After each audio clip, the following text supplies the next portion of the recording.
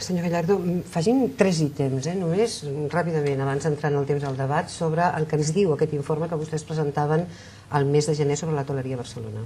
Bé, potser al mes de gener nosaltres publicarem el següent informe, en publiquem 2 a l'any, jo li faré gustosament un resum del mes de gener, però ja li avanço que el del mes de juliol serà diferent.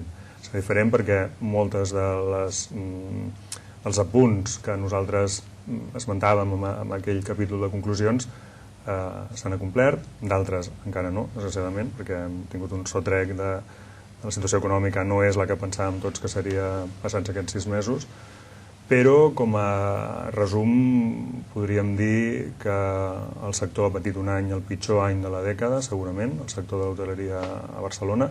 Veníem, també és cert, d'anys molt bons, els millors de tota la història, no de la dècada dels 2000 ni dels 90 ni del gran boom de Barcelona els últims anys, creixements de dos xifres, de 2 dígits, en tant per cent, en facturació, vull dir, en beneficis, però que tot i així l'any 2009, que és el que feia referència a l'últim informe de Brick Global, ha salvat els mobles. Hi ha aquesta curiositat tant d'inversors com de visitants per la ciutat, amb la qual cosa hi ha perspectives d'optimisme.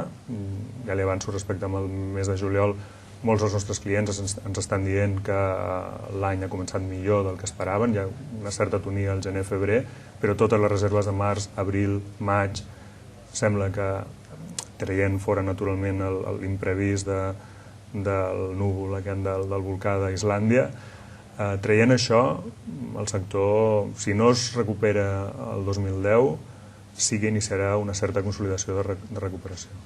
Enric, ha arribat el temps del debat. Sí, ara que estàvem parlant de l'accés d'oferta hotelera, potser el que podríem fer és aclarir on hi ha aquest accés d'oferta hotelera. Bon matís. És a dir, són els de 3, són els de 4, són els de 5, són els superiors, però superiors o de luxe. Els de luxe només en tenim 2 de gran luxe, no? En aquests moments a la ciutat. I la ciutat necessitaria una planta més pujada de nivell, sobren els de... no sobren. Diguem-ne, hi ha un excés de demanda dels de 3. En quina situació estem?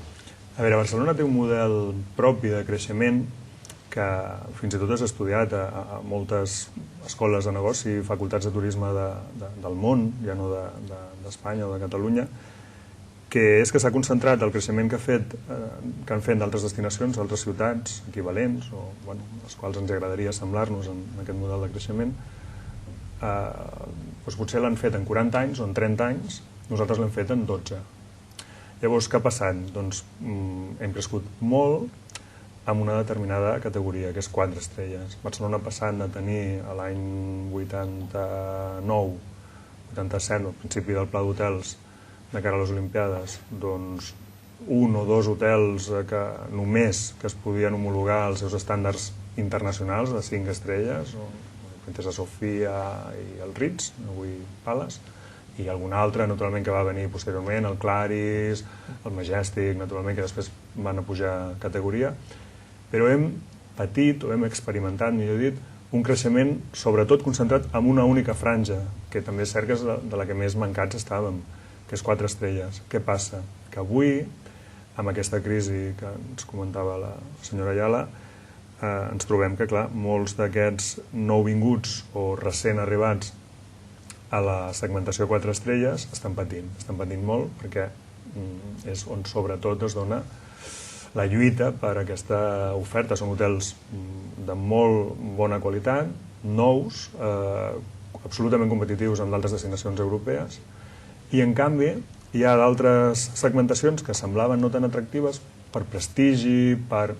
no sé exactament, perquè realment s'estan fent números de forma molt alegre a determinades segmentacions com 2 estrelles o 3 estrelles, de les quals hi ha un gap, hi ha un, no diré una manca potser, però sí que es podria haver pensat en distribuir, ara és molt fàcil dir-ho, també és cert, distribuir aquest creixement d'una forma més democràtica, més ampla, no concentrat només en una única categoria.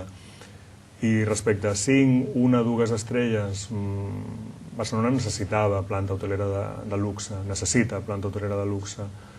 També és cert que clar, en un any hem guanyat 500 i escaig habitacions, més de 500, gairebé 600 habitacions amb un únic establiment, el W, són gairebé 500 amb el Mandarín Oriental, 100 més. Però què passa? Que això, en la meva modesta opinió, dona prestigi a la ciutat. Barcelona necessita d'aquests referents internacionals. No tenim l'havíem tingut molts anys, no tenim un Intercontinental, no tenim un Crown Plaza, tenim un Mandarín Oriental. Entrem en una lliga de ciutats on el turista també es descrema, també s'apunta amb el nivell més alt. Fins ara, sí, anàvem fent números, anàvem fent intents, però no comptàvem amb aquestes marques. Llavors, jo no diré que ens sobren de places de 4 estrelles, però sí que és cert que hem tingut un creixement i es veuen les estadístiques del propi informe, recollim com ha crescut la planta de 4 estrelles. Clar, hem passat d'estar més o menys anivellats a un boom en 12 anys brutal. Jordi? Sí. M'està venint al cap ara, perdoneu que posi una anècdota personal, però fa pocs dies contactava a través d'una xarxa social d'aquestes tan de moda ara amb una amiga de joventut que viu als Estats Units, al costat de Los Angeles. Ella està a casa, és catalana de socarrer, però està casada amb un nord-americà. Dic-lo de catalana perquè veu les coses d'allà amb un cert desapassionament, no? I parlàvem de la crisi, ella segueix molt la situació d'aquí i com a ciutadana de peu em deia, mira, aquí la gent, aquí als Estats Units, la gent era molt conscient, és molt conscient de que la crisi era culpa d'ella, culpa dels Estats Units, d'alguna forma, que seria molt profunda, molt dura.